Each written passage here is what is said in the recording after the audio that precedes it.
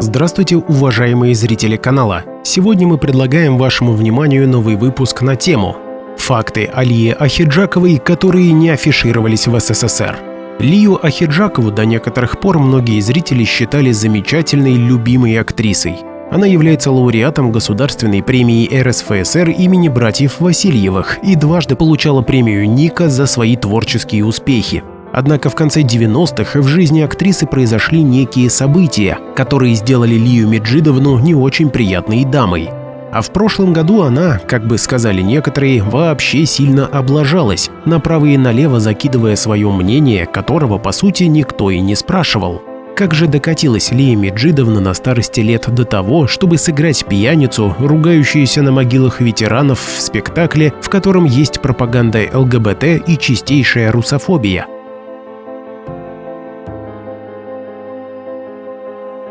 Лия появилась на свет в Днепропетровске в 1938 году. Кем был настоящий отец девочки, так и осталось неизвестным, так как ее мама, Юлия Александровна, никогда никому о нем не рассказывала. Юлия была украинкой по происхождению, большую часть своей жизни проработала в Адыгейском драматическом театре. По слухам, ходившим в этом театре, у Юлии случился роман с рабочим сцены, которого звали Семен Найхем. Может быть, именно он и был настоящим отцом Лии. Как бы то ни было, до 4 лет Лия росла без папы, но потом Юлия вышла замуж за режиссера этого же театра Меджида Салиховича Ахеджакова.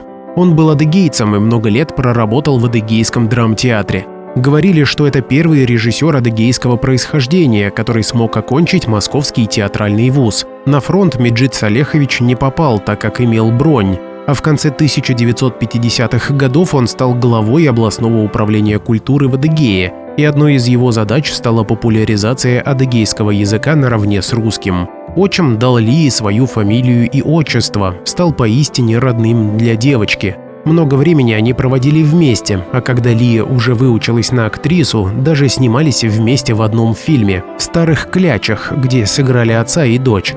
Лия всегда считала себя адыгейкой. В своих многочисленных интервью она приписывала себе национальность отчима. Но если смотреть с той версией, что ее отец Степан Найхем, то она наполовину была еврейкой.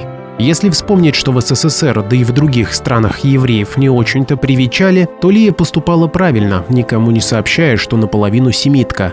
Хотя вот сейчас Лия Меджидовна перебралась в Израиль.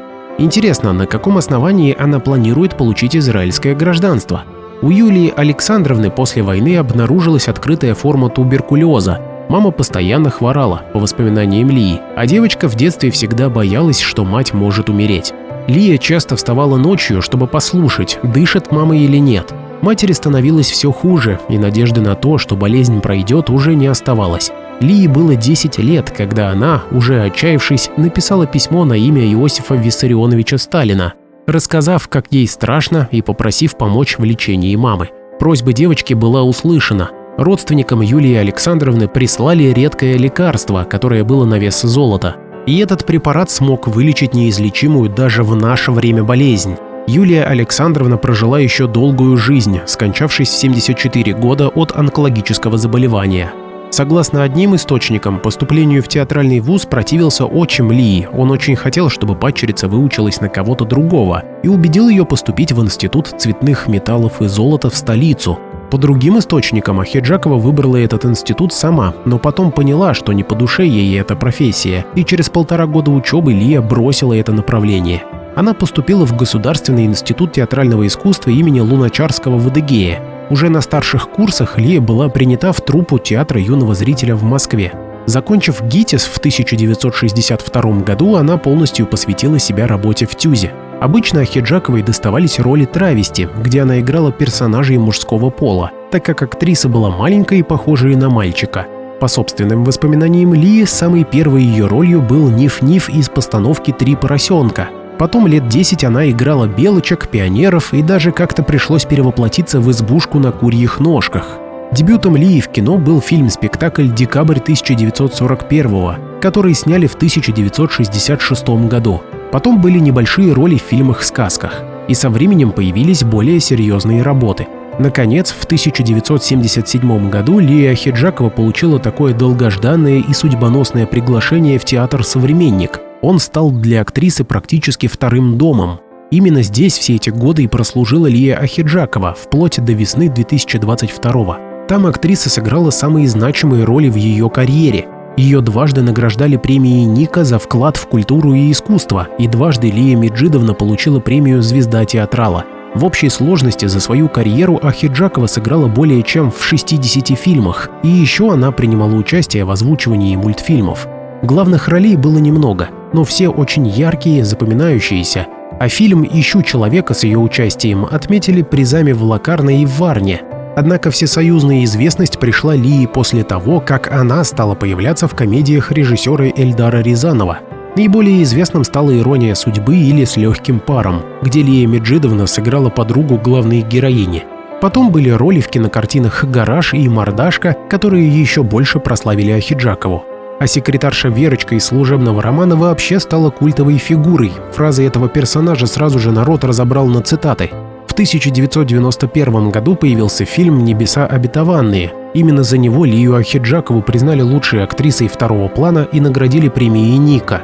В 1994-м Лия Меджидовна получила звание народной артистки Российской Федерации.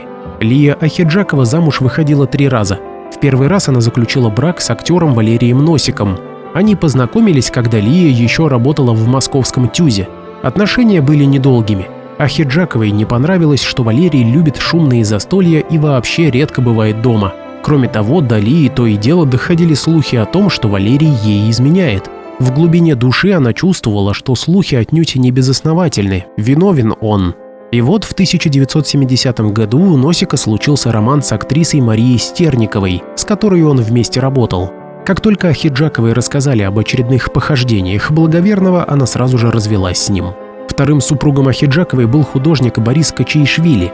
Но и это замужество тоже оказалось неудачным для актрисы. Семью содержала она, а супруг постоянно жаловался, что его работы нигде не выставляются, никто его не ценит и все в этом роде. Прожив в браке несколько лет, супруги все-таки решили расстаться. Однако потом Ахеджакова судилась со своим бывшим мужем, добиваясь, чтобы он выписался из ее московской квартиры. Неудачный брак научил Лию, что нельзя никому доверять. Потому искать нового супруга она совсем не торопилась. Только уже перешагнув за 60, актриса все-таки стала близко общаться с Владимиром Персияниновым, который работал фотографом. Он был младше Лии на 20 лет, но это не помешало сделать предложение руки и сердца. Конечно, поначалу Лия Меджидовна не поверила в искренность любви Владимира, но потом, видя настойчивые и милые ухаживания, все же решила попытать счастье снова. В 2001 году Владимир и Лия поженились и вплоть до 2022 года жили в подмосковном Внуково, хотя сейчас, после увольнения из «Современника», Ахеджакова одна уехала в Израиль. Детей у актрисы так и не появилось. В интервью она избегает любых вопросов на эту тему, поэтому точная причина, почему Ахеджакова стала child-free, неизвестна. Всю свою любовь Лия Меджидовна дарит своему последнему мужу. Конечно, как обстоят дела сейчас, сказать трудно, но раньше, пока актриса жила на даче под Внуково, у нее жили 3 дворняжки – внучка Зинка, Завывала и кот Хвост. Соседка по даче, актриса Алла Будницкая, лучшая подруга Лии, которая дружит с ней не 1 десяток лет, взяла на себя содержание дома после отъезда Лии в Израиль. Сейчас главное место в биографии актрисы занимают не ее роли, а скандалы, в которых она принимала участие. В СССР за это она попала бы в концлагеря, а сейчас в открытую Лия Меджидовна поносит власть. В 1990-х годах Ахеджакова совсем попутала берега и стала высказываться вразрез с мнением российского общества. Интересно, что во время правления Бориса Ельцина, который разорял страну, Ахеджакова активно его поддерживала. Правда, когда она стала русофобкой, сказать трудно. Однако в политику она стала лезть в 1993 году, когда власть Ельцина испытывала кризис. Вот слова артистки в прямом эфире по телевидению, где она по факту призвала Ельцина к обстрелу Белого дома. «Мне уже не хочется быть объективной. Где наша армия? Почему она нас не защищает от этой проклятой конституции? Нам грозят страшные вещи. Опять придут коммунисты». Причем этот обстрел как раз и состоялся в день выступления Ахеджаковой. Потом Лия Меджидовна выступила против войны в Чечне. Она настаивала, чтобы власти провели переговоры с боевиками. Видимо, актриса симпатизировала этим бандитам, потому и с осторожностью высказалась о теракте на Дубровке. Потом она почему-то стала оказывать симпатию Михаилу Ходорковскому, восторженно говоря о нем в эфире «Радио Свобода». И когда слушатели стали говорить, что Лия поддерживает варьё, она ответила так: «Вот это и есть национальная идея. Вот мы на этом гибнем, и ничего с этим поделать нельзя. И как это вытащить, я не знаю. Разве можно назвать это правосудием?» В начале 2010-х годов кумир Махиджаковой стал Навальный, и она даже выступала со сцены во время проводимых им митингов, собирала подписи против закона, который запрещал усыновление детей России иностранцами, в частности из США. А еще говорила, что нельзя арестовывать участниц группы Pussy Riot, которые голышом танцевали в церкви.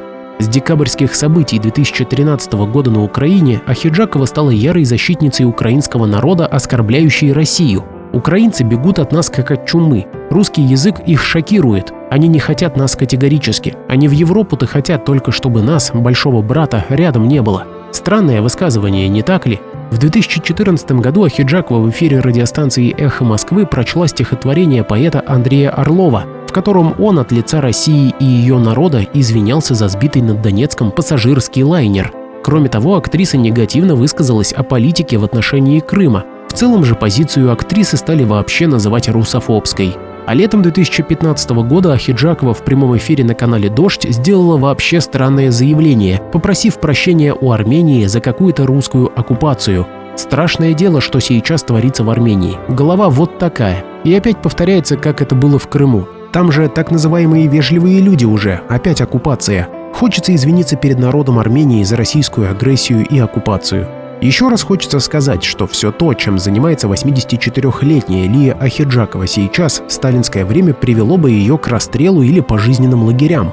Взять хотя бы тот факт, что летом 2021 года в «Современнике» состоялся премьерный показ спектакля «Первый хлеб», главную роль в котором исполнила Лия Меджидовна. На показ допускали только совершеннолетних зрителей по вполне понятным причинам. В постановке актриса играет бабушку Нурию, выступающую против того, чтобы ее внук пошел на службу по контракту. Потом, когда внук погибает, Нурия бранится на его могиле и ругает ветеранов войны. В целом весь спектакль показывает жизнь небольшого городка в условиях войны. О какой именно войне идет речь, здесь не говорится. Но в постановке имеются некоторые отсылки к Чечне и военным событиям, происходившим в Сирии. Кроме того, в «Первом хлебе» присутствует открытая нецензурная лексика, а также сцена с прямым намеком на однополые отношения, где целуются мужчины. После премьеры спектакля организация «Офицеры России» подала жалобу на театр «Современник». Из монолога Ахиджаковой убрали матные слова. Однако люди еще долго продолжали критиковать актрису и спектакль, в котором она сыграла. А в 2022 году Лия Меджидовна принялась критиковать спецоперацию, и от нее сразу отвернулись многие российские поклонники. Правда, потом актриса поняла, что подобного рода высказывания обходятся ей слишком дорого. Ее выгнали из «Современника», и даже коллеги по сцене перестали общаться с опальной актрисой. Как говорит Лия в интервью зарубежным СМИ, она стала много плакать и решила больше никогда и ни с кем не обсуждать свою позицию. Правда, в Германии и в других странах Европы появились афиши, анонсирующие выступление Лии Меджидовны со спектаклем «Мой внук Вениамин». Видимо, актрисе кушать-то хочется, а в Россию назад уже не берут. Для того, чтобы посмотреть и узнать еще больше интересных фактов неизвестной истории России, подпишись на канал и поставь лайк. Мы постараемся донести до каждого зрителя настоящую неизвестную историю России.